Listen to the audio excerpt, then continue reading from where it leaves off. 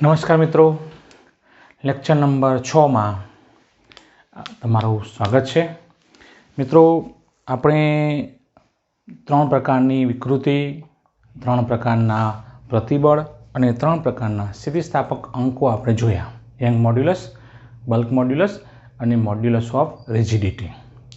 મિત્રો, હવે પર્ટિક્યુલર આજે જે લેવા જઈ રહ્યો છું એ પ્રશ્ન આપણે પહેલી વિકૃતિ, જેને આપણે તણાવ વિકૃતિ કહીએ છીએ, પ્રધાન વિકૃતિ કહીએ છીએ, એના સંદર્ભમાં છે. પદાર્થ ઉપર તમે બળ લગાડો તો પદાર્થમાં લંબાઈમાં વધારો થાય અથવા તો ઘટાડો થાય, એટલે કે લંબાઈમાં ફેરફાર થાય. પરિણામે પદાર્થ શું કરશે?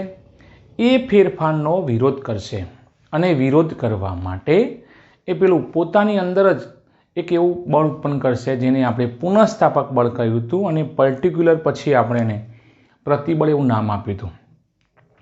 તો એવા પ્રતિબળને આપણે પ્રધાન પ્રતિબળ તરીકે આપણે ઓળખીએ છીએ. પ્રધાન પ્રતિબળનો સંકેત થાય સિગ્મા એલ કીધું હતું આપણે. વિકૃતિ હંમેશા ટકાવારીમાં લેવાની. ટકાવારી પ્રમાણે વિકૃતિનું આપણે મૂલ્ય આપણે પ્રમાણે દર્શાવીએ છીએ. તો મિત્રો, એમાં આવતો યંગ મોડ્યુલસ, જેને આપણે વાય કીધો હતો, વાય, થોમસ યંગ નામના વૈજ્ઞાનિકના પ્રયોગોના પરિણામે આપણે એને યંગ મોડ્યુલસ વાય અને એનું સૂત્ર આપણે મેળવ્યું હતું. તો મિત્રો, હવે એ જ પ્રધાન પ્રતિબળ અને પ્રધાન વિકૃતિ વચ્ચેનો સંબંધ આપણને કેવો મળે છે? આમ નાના વિરૂપણ માટે રોબર્ટ હુકના નિયમથી શરૂઆત કરીએ, અને મોટા વિરૂપણ માટે કે જ્યાં રોબર્ટ હુકનો નિયમ પડાતો નથી, એવા વિરૂપણ, એવા ફેરફાર માટે આપણે પ્રધાન પ્રતિબળ અને પ્રધાન વિકૃતિ વચ્ચેનો સંબંધ આપણે અહીંયા સમજવાનો પ્રયત્ન કરીએ. ચલો મિત્રો, આજનું આપણે અહીંયા કામ શરૂ કરીએ. પ્રશ્ન આપણે અહીંયા શબ્દોમાં વધુ છે, એટલે આપણે પહેલાં તો એનો આલેખ જે છે એ જે સમજીને એના વિશે જ આપણે લખવાનું છે. પ્રધાન પ્રતિબળ વિરુદ્ધ, આનો મતલબ થાય વિરુદ્ધ, પ્રધાન વિકૃતિ વચ્ચેનો સંબંધ સમજાવો. હવે પ્રધાન શબ્દ ના લખવાનું, હું ખાલી એટલું કહું કે પ્રતિબળ અને વિકૃતિ વચ્ચેનો સંબંધ દર્શાવતો, પણ આપણે એને સમજીશું કે એક જ છે. તો જુઓ, પદાર્થનું આપણે પ્રધાન પ્રતિબળનું મૂલ્ય આપણે વાયએક્સ પર લીધું અને પ્રધાન વિકૃતિનું મૂલ્ય આપણે એક્સ અક્ષ પર પણ ટકાવારીમાં લીધું. મિત્રો યાદ રાખજો, વિકૃતિનો આપણે દાખલો ગણીએ ને તો છેલ્લે ખાસ તમારે ટકાવારીમાં દર્શાવવાનો પ્રયત્ન કરવાનો. ટકાવારીમાં વિકૃતિ આપણે અહીં દર્શાવવી પડે છે. તો મિત્રો, એવો આલેખ દોર્યો. તો મિત્રો, આપણે શરૂઆત કરીએ. આલેખ, અહીંની શરૂઆત આલેખથી ઉગમ બિંદુથી થાય છે. ઉગમ બિંદુથી જેમ જેમ આપણે પદાર્થ ઉપર બળ લગાડીએ તો પદાર્થમાં વિકૃતિનું પ્રમાણ વધતું જાય, પદાર્થ એનો વિરોધ કરે અને પરિણામે પ્રતિબળનું મૂલ્ય પણ વધતું જાય. તમે અહીંથી ઓ એ વક્ર જુઓ. એ ઓ એ વક્ર જે છે એ કેવો મળે છે આપણને? સુરેખ દેખાય છે. જુઓ, દેખાય છે સુરેખ? સુરેખ મળતો હોવાથી પદાર્થને જ્યારે એ બિંદુ પર પદાર્થ પહોંચી જાય, જો મિત્રો, જુદા જુદા પદાર્થો પર કરેલા પ્રયોગોનું સંકલન આપણને આલેખના સ્વરૂપમાં મળે છે. કોઈ એક પદાર્થ ઉપર આપણે કરેલું પરિણામ નથી. તો ઓ એ વક્રમાં જ્યારે બિંદુ એ પર જ્યારે પદાર્થ પહોંચી જાય અને જો એકાએક આપણે બળ દૂર કરીએ, બળ ઓછું કરી દઈએ, તો પદાર્થ એ બિંદુથી એ પોતે પોતાની મૂળ સ્થિતિમાં પાછો આવી શકે છે. પોતાના ઉગમ બિંદુ પર જે 0,0 પ્રતિબળનું મૂલ્ય 0 અને વિકૃતિનું મૂલ્ય 0 એ આવી શકે છે. આ જે છે એ રોબર્ટ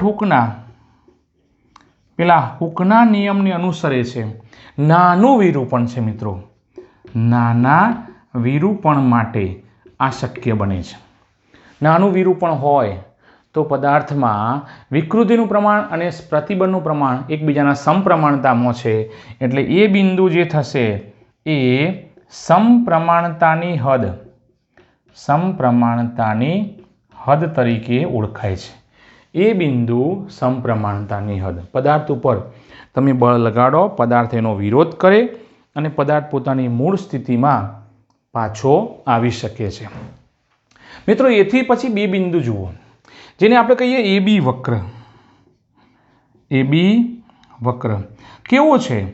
તો એટલું તો કહી શકીએ સુરેખ તો નથી, સુરેખ નથી, હા, પણ એ વિસ્તાર એટલો બધો મોટો પણ નથી, નાનો વિસ્તાર બતાવે છે વક્રનો. અને એ વખતે બી બિંદુ પર જ્યારે પદાર્થ પહોંચે અને જો આપણે એના ઉપર લગાડેલું બળ દૂર કરીએ, ઓછું કરી દઈએ, બંધ કરી દઈએ, તો પદાર્થ એ પહેલાં જેટલું પ્રમાણ નહીં, એ જેટલું નહીં, પણ ધીમે ધીમે પણ એ પોતાની મૂળ સ્થિતિમાં પાછો આવી શકે છે. એની શક્યતા આટલી સુધી છે, પાછો આવી શકશે. અને પરિણામે બી બિંદુને આપણે કહીશું સ્થિતિસ્થાપકતાની હદ. પદાર્થ, હા, પદાર્થને એ વખતે પ્રતિબળનું મૂલ્ય વધારવું પડે છે.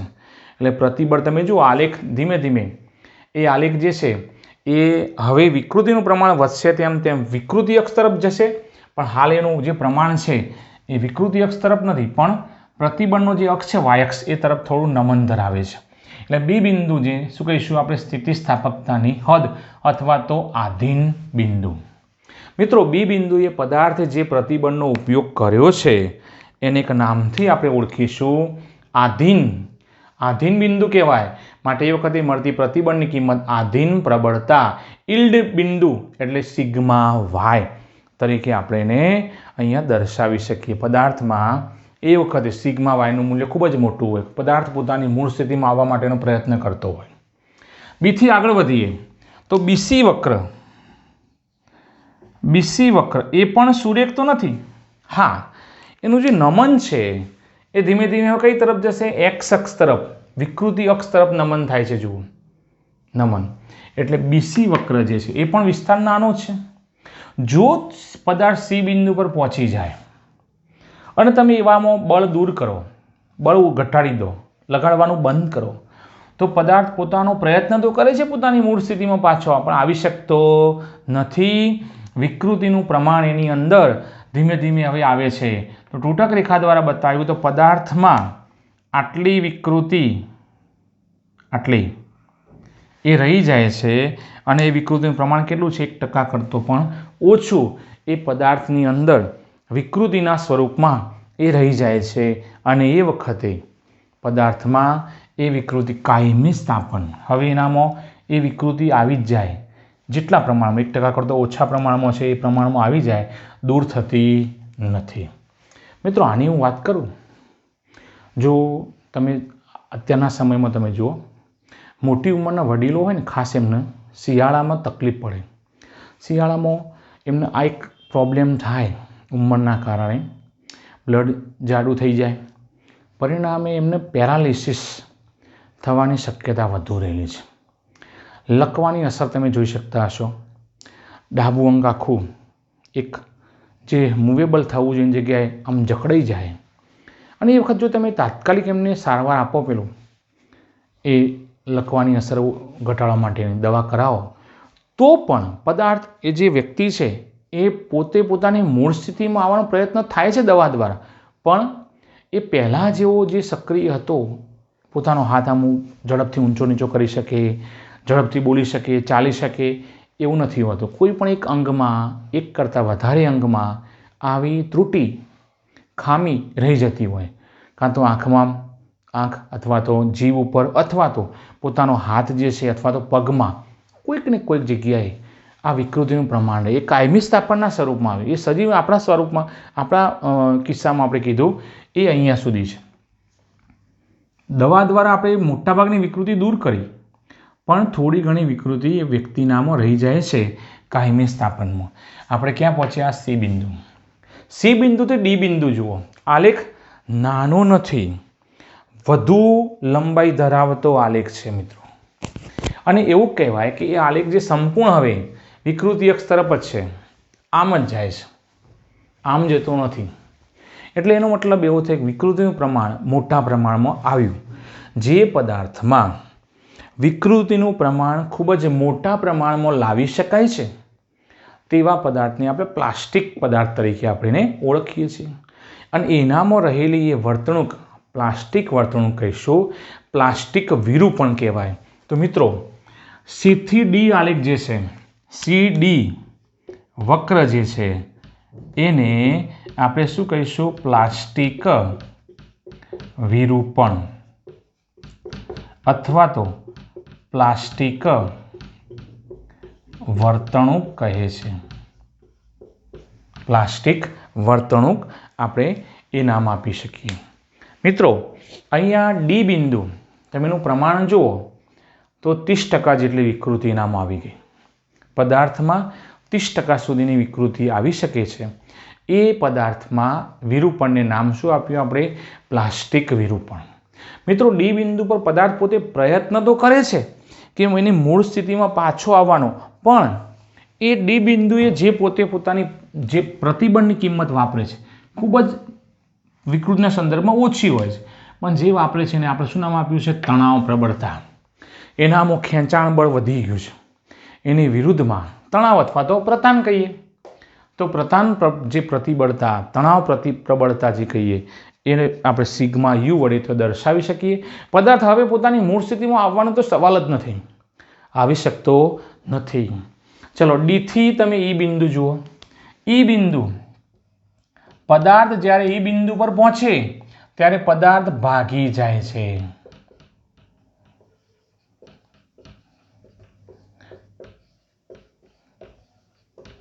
ભાગી જવું એટલે એક જગ્યાએ બીજી જગ્યાએ જવું નહીં, પણ પોતાની જે અસ્તિત્વની વાત આવી ભાઈ, અહીંયા અસ્તિત્વ અહીંયા નષ્ટ થાય છે, પદાર્થ ભાગી જાય છે. જો ઈ બિંદુ પર જતા ડી અને ઈ બિંદુ ખૂબ જ પાસે હોય તો તે પદાર્થ બટકણો પદાર્થ તરીકે ઓળખાય છે. પદાર્થને ડી બિંદુ પર આપણે લઈ ગયા અને હજુ આપણે બળ વાપરીએ છીએ, બાહ્ય બળ. તો પદાર્થમાં બાહ્ય બળની આ અસર વિકૃતિના સ્વરૂપમાં એટલી બધી વધી જાય કે પદાર્થ ઈ બિંદુ પર ઝડપથી પહોંચી જાય, એટલે ડી અને ઈ બિંદુ ખૂબ જ નજીક આવી જાય તો પદાર્થ ઝડપથી ભાગી જાય છે. એવા પદાર્થને આપણે બટકણો પદાર્થ કહીએ છીએ. મિત્રો તમને અનુભવ પણ છે, પપ્પા પેન્સિલ લાવ્યા હોય અને આપણે એને સંચારથી આમ એને અણી કાઢવાનો પ્રયત્ન કરીએ તો તમે એવો અનુભવ તમે ત્યાં ભૂતકાળમાં તમે કર્યો હશે અને ભવિષ્યમાં તમે કરશો કે પેન્સિલ જે છે એનો જે આગળનો જે અણીવાળો ભાગ છે વારંવાર બટકાઈ જાય, ભાગી જાય. એટલે પછી આપણે પપ્પા તમને પેન્સિલ લાવતા આવડતી નથી, કેવી પેન્સિલ લાવ્યા છો? પપ્પાને એમાં કોઈ દોષ નથી, પણ પેન્સિલ જે છે એની રચનામાં એ પદાર્થ ઝડપથી તમે બળ વાપર્યું, ડી બિંદુથી પદાર્થ ઝડપથી ઈ બિંદુ પર આવી ગઈ. ઈ બિંદુ એ પદાર્થ તૂટી તો જાય છે, ભાગી જ જાય છે, એટલે નામ શું આપ્યું નહીં? Fracture point. ફ્રેક્ચર પોઈન્ટ કીધું આપણે. તો એ ડી બિંદુથી ઈ બિંદુ ઝડપથી આવી જાય, એટલે ડી ને ઈ બિંદુ ખૂબ જ નજીક હોય તો પદાર્થને બટકણો પદાર્થ કહીએ છીએ. તમે જુઓ, આપણી એક એવી લઈએ, સોટી લઈએ, લીલી સોટી લીધી અને એક એવી લંબાઈની એ જ એવા પ્રકારની આપણે સૂકી સોટી લીધી. હવે લીલી સોટી પર તમે બળ લગાડશો તો પદાર્થ તૂટતો નથી, આમ વળશે ખરો, પણ એટલું બળ જો તમે પેલી સૂકી સોટી પર વાપરો તો તરત જ એ ભાગી જાય, તૂટી જાય. તો એ પદાર્થ કેવો પદાર્થ આવે? બટકણો પદાર્થ આવે. આપણે કોઈ પણ પદાર્થને હોય સામાન્ય બળ વાપરે તો ભાગી જતો હોય, પેલી બ્લેડ આવે, એક્સો બ્લેડ આવે, આમ ઘસતા હોય તૂટી જાય, તો એનો મતલબ એક પદાર્થમાં ડી અને ઈ બિંદુ ખૂબ જ નજીક આવેલા છે. જો ડી અને ઈ બિંદુ ખૂબ જ દૂર આવેલા હોય તો તે પદાર્થ તન્ય પદાર્થ કહેવાય છે.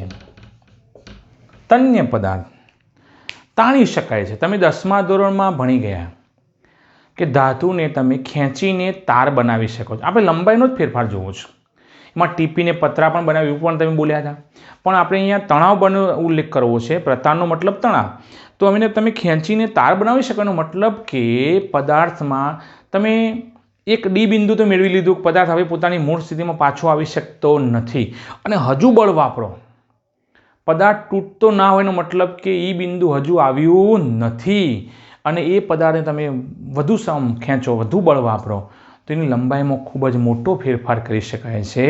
એટલે એવા પદાર્થને આપણે તન્ય પદાર્થ કહીએ છીએ. તમે જો રબર, પેલું આપણે પૈસાની નોટો પર રબર, જે રબર બેન્ડ કહીએ ને, એ તમે એને આમ ખેંચો, અમુક હદ સુધી ખેંચશો તો વાંધો નહીં આવે, પણ પછી એની તાકાત જે છે, ડી બિંદુ પછીની વાત છે, વધુ આમ તમે વધારે એનો લંબાઈમાં વધારો કરવા જાઓ તો એ રબર તૂટી જાય છે. કારણ કે હવે એનું બિંદુ કયું આવ્યું? ઈ બિંદુ આવી ગયું. પરિણામે પદાર્થ પોતાનું અસ્તિત્વ ગુમાવી દે છે. તો ડી અને ઈ બિંદુ ખૂબ જ દૂર હોય તો એવા પદાર્થ તન્ય પદાર્થ કહેવાય. ડી અને ઈ બિંદુ ખૂબ જ પાસે હોય, નજીક હોય, ડી અહીંયા છે અને ઈ અહીંયા છે, તો આ ખૂબ જ આટલો જ આપણો વિસ્તાર મળે, તો એવો પદાર્થ બટકણો પદાર્થ કહેવાય. ઈ બિંદુ એ પદાર્થ છેલ્લે બાહ્ય બળની અસર હેઠળ ભાગી જાય છે, તૂટી જાય છે. તો મિત્રો, આ વાત કરીએ આપણે પ્રધાન પ્રતિબળ અને પ્રધાન વિકૃતિ વચ્ચેનો સંબંધ. શરૂઆતમાં આપણે રોબર્ટ હુકનો ઉપયોગ કર્યો, સુરેખ મળે છે. અને એ વક્ર OA વક્ર છે. AB વક્રમાં પણ આપણે એવું કીધું કે કંઈ મોટો આપણને તમે બળ લગાડો અને દૂર કરો તો એમાં વિકૃતિનું પ્રમાણ ખૂબ જ નાનું હોવાથી ઝડપથી પોતાની મૂળ સ્થિતિ પાછી મેળવી લે. એને સમપ્રમાણ સ્થિતિસ્થાપકતાની હદ કીધી. પણ હવે B થી C તરફ જાઓ તો વિકૃતિનું પ્રમાણ ધીમે ધીમે પદાર્થમાં સ્થાયી થતું જાય છે. મિત્રો, હવે એનાથી આગળ વધીએ. ચલો બીજો પ્રશ્ન આપણે જોઈએ. ઇલાસ્ટોમર કોને કહે છે? વલ્કેનાઇઝ રબર માટે સ્થિતિસ્થાપક હિસ્ટેરિસિસ સમજાવો. મિત્રો, નવી બુકમાં તમે આ લેખ જોઈ શકતા છો, પ્રતિબળ વિરુદ્ધ વિકૃતિ. આનો મતલબ શું કે શરૂઆતમાં વિકૃતિનું પ્રમાણ વધતું જાય પણ પ્રતિબળનું મૂલ્ય વધતું નથી.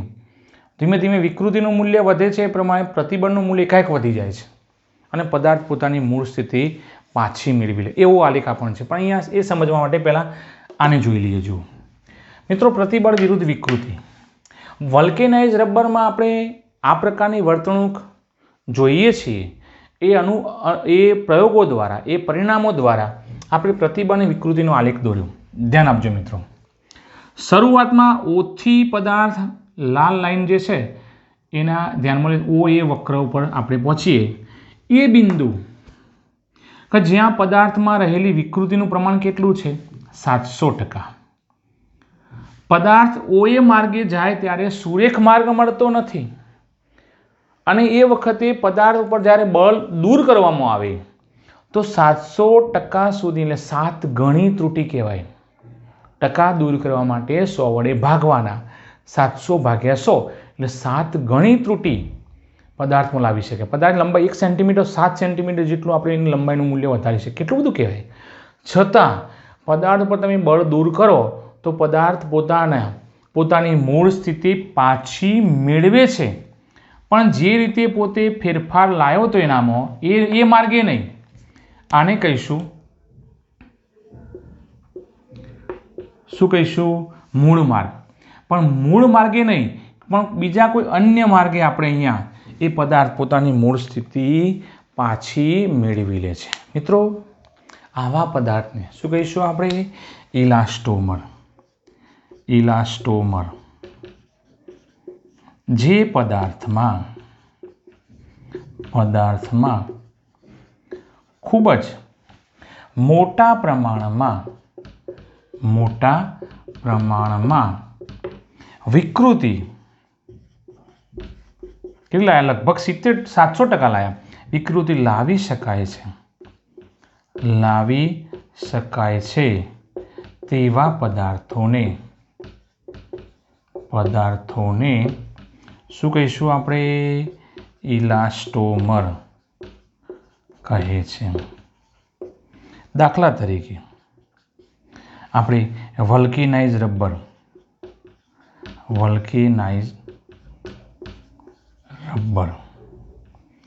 અને બીજું કે મહાધમની. તમે જુઓ, બ્લડ સર્ક્યુલેશન જે આવી મહાધમનીઓમાં થઈને શિરાઓ ને બધા જ્યારે પ્રસરણ પામે ત્યારે લોહીનો જે પુરવઠો જ્યારે પસાર થાય તો એનો જે વ્યાસ કહીએ નળીનો, અંદરની જે આપણી જે શિરાઓનો ધમની જે છે એ બહુ સાંકડો હોય, પુરવઠો વધારે હોય. જેવો દાખલ થાય એટલે આનો વિસ્તાર આમ વધે, આમ વિસ્તાર મોટો બને. જથ્થો અંદર બ્લડનો ગયો, અંદર ગયો, બ્લડ આગળ ગયો એટલે આ પોતે સંકોચન પોતાની મૂળ સ્થિતિમાં પાછું મેળવી લે. તો મહાધમનીમાં પણ आ प्रकारनी इलास्टोमर जेवी बात आपणे करी शकीए। चलो व्याख्या बोली जोईए। जे पदार्थमां खूब ज मोटा प्रमाणमां विकृति लावी शकाय छे तेवा पदार्थोने इलास्टोमर कहे छे। इलास्टोमरमां शुं होय, तमे जेम जेम बळ वापरो तेम तेम विकृतिमां वधारो थाय। पदार्थ पोते प्रतिबळनो उपयोग करे छे पण समप्रमाणतानो संबंध नथी। याद राखो, रॉबर्ट हुकनो नियम पड़ातो नथी। आलेख आपणने ओ ए वक्र आलेख मळे छे। जुओ, हवे पदार्थ पर तमे अहींया पहोंची गया 700% विकृति सुधी लावी शक्या खूब ज मोटा प्रमाणमां।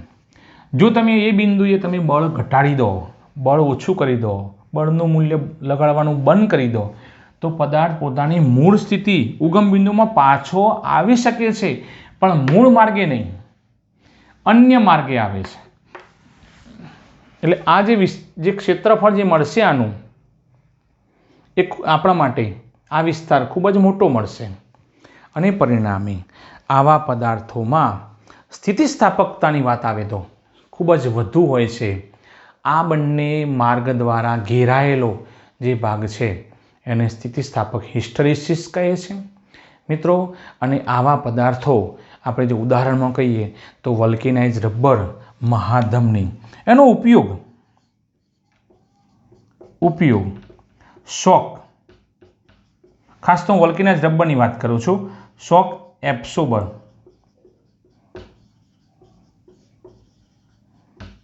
आघात शोषक तरीके उपयोग थाय छे। पेलुं महाधमनी तो कुदरती छे पण आपणे जे कृत्रिम रीते जे आपणे अहींया पदार्थનું निर्माण कर्युं छे एनो खास उपयोग આપણે શેના માટે કરીએ છીએ? આઘાત શોષક તરીકે। દાખલા તરીકે તમે જુઓ, સસ્પેન્શન આપણે કહીએ કોઈપણ ગાડીમાં, સસ્પેન્શન કહીએ એટલે ખાડા ટેકરા આવે તે વખતે આપણે આપણા જે પીઠ જે છે એને ખૂબ જ આમ ઓછી અસર થાય, આંચકો ઓછો આવે એ પ્રમાણે આપણું જે વ્હીકલ છે એ આમ ધીમે રહીને આમ પોતે ખાડામાંથી પસાર થાય તો એ વખતે શું કર્યું હોય? સસ્પેન્શનમાં શોક એબ્સોર્બર તરીકે આવા પદાર્થોનો ઉપયોગ કરવામાં આવે। કોઈ જગ્યાએ કંપન, દાખલા તરીકે બે ટ્રેનો વચ્ચે પેલું બફર મૂકેલું હોય અને એ વખતે તમે જુઓ પહેલાં ડબ્બામાં કંપન વધી જાય, એન્જિનવાળા ડબ્બાની નજીકમાં જે ડબ્બો કહીએ એ કંપન ધીમે ધીમે બીજા ડબ્બા સુધી જાય, બીજાથી ત્રીજા, ચોથા, પાંચમા, પણ એ વખતે બંને વચ્ચે પેલું જે જોડાણ કર્યું છે ત્યાં એ બંનેના જોડાણ વચ્ચે વલ્કેનાઇઝ રબર મૂકી દીધું હોય। આ વલ્કેનાઇઝ રબરમાં 700% સુધીની તમે વિકૃતિ લાવી શકો છો। એટલે કંપન એટલે આપણા માટે અહીંયા આઘાત ટાઈપમાં એ કંપન ધીમે ધીમે એની અંદર પસાર થાય। હવે એની અંદર પસાર થાય તેની અસર વિકૃતિના સંદર્ભમાં આવે છે ખરી 700% સુધી, તો ધીમે ધીમે એની પ્રબળતા ઘટી જાય અને બીજા ડબ્બાથી ત્રીજા ડબ્બામાં એમ એની કંપનની જે તીવ્રતા છે એ ખૂબ જ ઓછી થઈ જાય છે। પરિણામે આપણે શોક જે લાગે છે આઘાત એ પ્રમાણ ઘટાડી શકીએ છીએ। ચલો મિત્રો, સ્વાધ્યાય 9.1 દાખલા નંબર જુઓ, 242 પેજ નંબર છે। 4.7 મીટર લંબાઈ અને 3 × 10⁻5 મીટર સ્ક્વેર આડછેદનું ક્ષેત્રફળ ધરાવતો સ્ટીલનો તાર તથા 3.5 મીટર લંબાઈ અને 4 × 10⁻5 મીટર સ્ક્વેર આડછેદનું ક્ષેત્રફળ ધરાવતા તાંબાના તાર પર આપેલ સમાન ભાર લટકાવતા સ્ટીલના તારની નીચે તાંબાનો તાર આપણે એવી જોઈન્ટ કરી દીધો છે કે બંનેને અલગ અલગ આપણે અહીંયા સમાન ભાર લટકાવતા બંનેની તારની લંબાઈમાં સમાન વધારો થાય છે તો સ્ટીલ અને તાંબાના યંગ મોડ્યુલસનો ગુણોત્તર શું હશે? સ્ટીલનો તાર બાજુમાં તાંબાનો તાર, બંને લંબાઈનું મૂલ્ય અલગ અલગ છે, આડછેદનું ક્ષેત્રફળ અલગ અલગ છે, બંને નીચે આપણે સમાન ભાર લટકાવવાનો છે। એટલે ભાર કેવો થઈ ગયો? અચળ થઈ ગયો। એફ કેવો થઈ ગયો? અચળ। તો બંનેની લંબાઈમાં સમાન વધારો થાય છે। તો લંબાઈમાં વધારો સમાન થાય છે તો સ્ટીલ અને તાંબાના યંગ મોડ્યુલસનો ગુણોત્તર આપણે શોધવાનો છે। ગુણોત્તર જે છે એ આપણે અહીંયા શોધવાનો છે। ચલો મિત્રો ધ્યાન આપજો। પહેલો કયો તાર છે? સ્ટીલના તાર માટે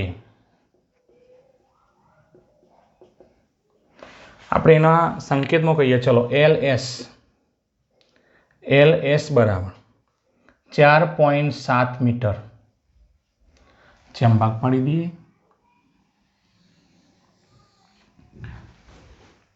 પછી આડછેદનું ક્ષેત્રફળ આપ્યું છે AS 3 ગુણ્યા 10⁻⁵ મીટર સ્ક્વેર. ચલો પછી તાંબાના તાર માટે કહીએ. તાંબાના તાર માટે ચલો LCU કોપર 3.5 મીટર, લંબાઈ નાની રાખી છે અને પેલા સ્ટીલના તાર કરતો. ACU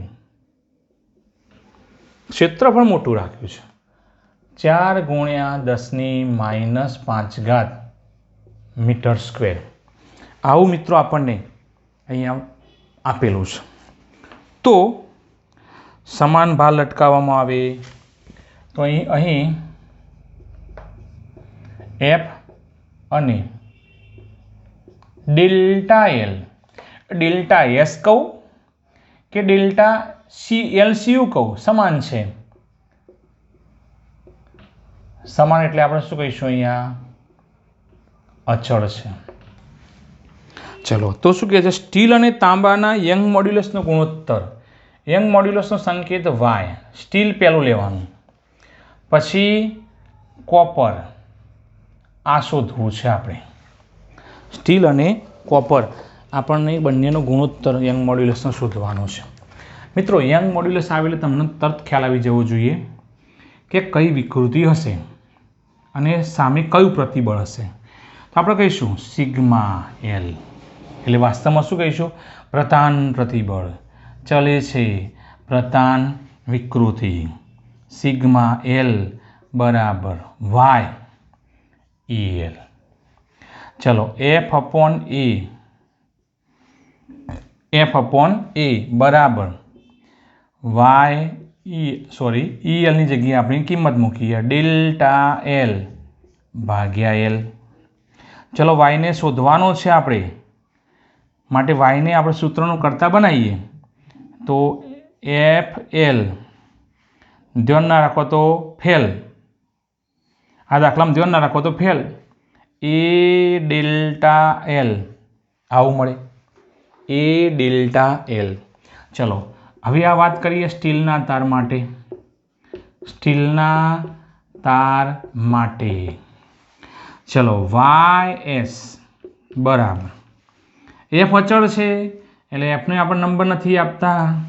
હા LS કારણ કે લંબાઈનું મૂલ્ય બદલાય છે ભાગ્યા AS અને ડેલ્ટા L. હું LS નહીં કહું કારણ કે ડેલ્ટા L પણ શું છે સમાન છે. ચલો તાંબાના તાર માટે YCU બરાબર, હવે આના બનાવો તો પણ ચાલે. F અચળ છે માટે નંબર નથી આપતા. LCU ભાગ્યા ACU ડેલ્ટા L. ચલો ખ્યાલ આવી ગયો.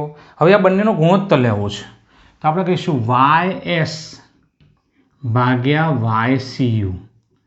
આપણે ગુણોત્તર લેવાનો છે. પેલું YCU નું પદ આપણે છેદમાં લેવાનું છે અને પરિણામે આપણે એ પ્રમાણે એનો આપણે અહીંયા છેદ છે ઉપર મોકલવું પડશે. ચલો પહેલાં YS ની કિંમત મૂકી દઉં FLS ભાગ્યા AS ડેલ્ટા L. હવે એના છેદમાં આ મૂકવાનું, એનો છેદ ઉપર જશે, ભાગ્યાના ગુણ્યા થઈ જશે. પછી ACU ડેલ્ટા L ભાગ્યા FLCU ઉલટી જાય. ચલો જેનો લોપ થાય છે લોપ કરીએ. ચલો F અહીંયા દૂર થશે ડેલ્ટા L ડેલ્ટા L. શું મળ્યું LS ACU ભાગ્યા AS LCU. ચલો હવે કિંમત મૂકીએ.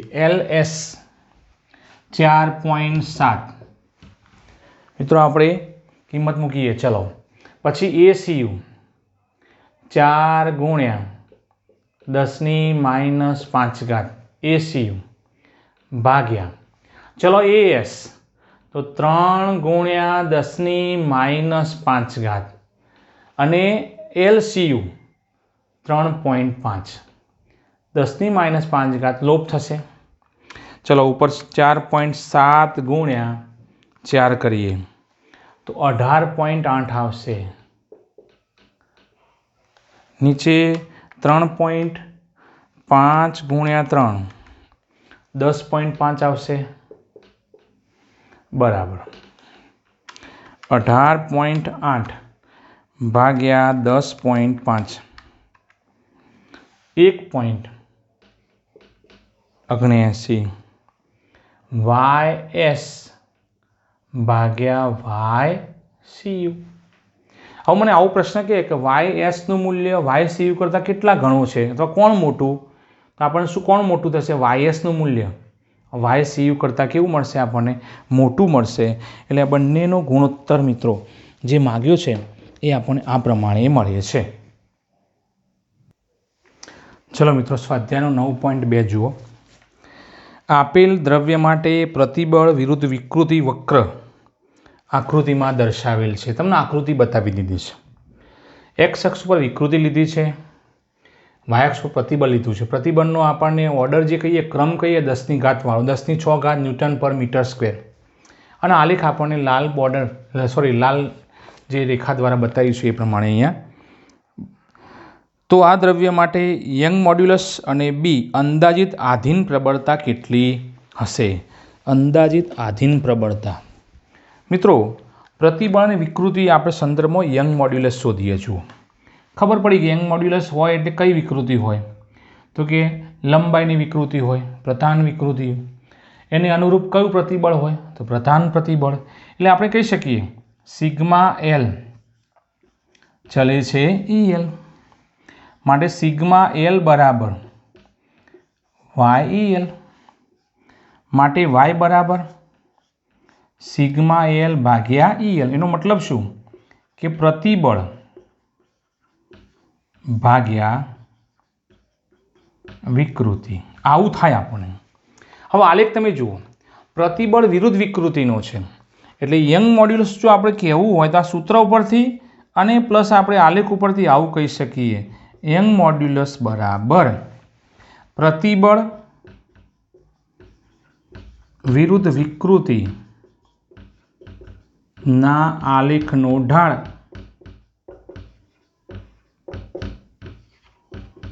મિત્રો ઢાળ આપણે લઈએ છીએ, હું અહીંયા બાજુમાં લખું છું ઢાળ ખાલી ઢાળ બરાબર તમે આવું કહેતા હતા y2 - y1 ભાગ્યા x2 - x1। એનો મતલબ કે y અક્ષનો ઘટક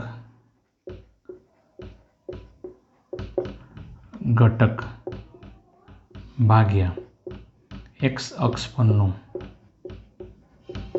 ઘટક।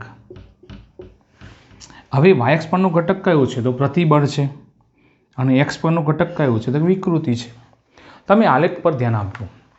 આલેખમાં એવું કોઈ બિંદુ તમને મળે કે જેમાં બંનેના મૂલ્યો આપણને આલેખમાં જે બતાવ્યા છે 0.001 50 100 150 200 250 એમાં આ પ્રમાણે પરફેક્ટ લઈ શકીએ। તો અહીંથી આલેખ આમ સુરેખ થોડું જાય છે। હવે અહીંયા કેટલું મૂલ્ય છે આપણા, કેટલો ફેરફાર, બહુ જ આપણા માટે સૂક્ષ્મ છે, 1000માં ભાગનો ફેરફાર છે। એમ કરતાં અહીં આવીએ ને તો અહીં એક એવું બિંદુ મળે કે જેનું આપણને વિકૃતિનું મૂલ્ય મળે છે ને આપણને પ્રતિબળનું મૂલ્ય મળે છે। એટલે આલેખ ઉપરથી આપણે આવું કહી શકીએ। આ વાત થઈ આપણા માટે એની આલેખ ઉપરથી। ચલો યંગ મોડ્યુલસ y બરાબર સૂત્રમાં આનો ઉપયોગ કરીએ છીએ। પ્રતિબળ તો પ્રતિબળ કેટલું છે? 150 અને ગુણાકારમાં 10⁶ એટલે 150 ગુણ્યા 10⁶ ભાગ્યા ચલો એ વખતે વિકૃતિ કેટલી છે? 0.002 150 ભાગ્યા 0.002 ચલો કેટલો આવે છે?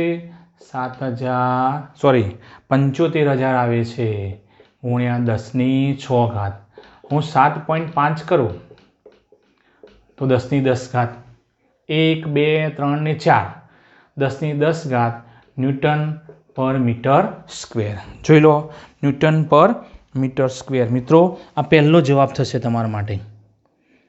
પહેલો જવાબ 150 ગુણ્યા 10⁶ ભાગ્યા 0.002. ચલો, બીજું આપણને કહે છે મિત્રો, રકમમાં આપણે કહીએ તો અંદાજિત આધીન પ્રબળતા બી. ચલો, આધીન પ્રબળતા યાદ કરો મિત્રો. આધીન બિંદુ એ વખતે મળતી પ્રબળતા અથવા તો સ્થિતિસ્થાપકતાની હદ, જેને બી બિંદુ કીધું હતું અગાઉના પ્રશ્નમાં, એ પ્રબળતા પણ સિગ્મા વાય એટલે મહત્તમ પ્રતિબળ. પદાર્થ મહત્તમ પ્રતિબળનો ઉપયોગ કરી પોતાની મૂળ સ્થિતિ પાછી લાવે છે. હવે તમે જુઓ, આમ આલેખમાં જુઓ, આલેખમાં પ્રતિબળનું મૂલ્ય વાય પર છે. મહત્તમ પ્રતિબળ કેટલું છે? તો મહત્તમ પ્રતિબળ બરાબર 300. દેખાય છે બધાને? 300. આમ થોડુંક મૂલ્ય ઓછું છે, એટલે આપણે લગભગ લઈએ તો 300 લીધું, પણ 300 કરતાં તો ઓછું છે. 10⁶ ન્યૂટન પર મીટર સ્ક્વેર એટલે 3 ગુણ્યા 10⁸ ન્યૂટન પર મીટર સ્ક્વેર. આપણે પૂર્ણાંકમાં લીધી અથવા તો આપણી અનુકૂળતાએ પૂરેપૂરું મૂલ્ય લીધું. વાસ્તવમાં એના કરતાં થોડુંક નાનું છે.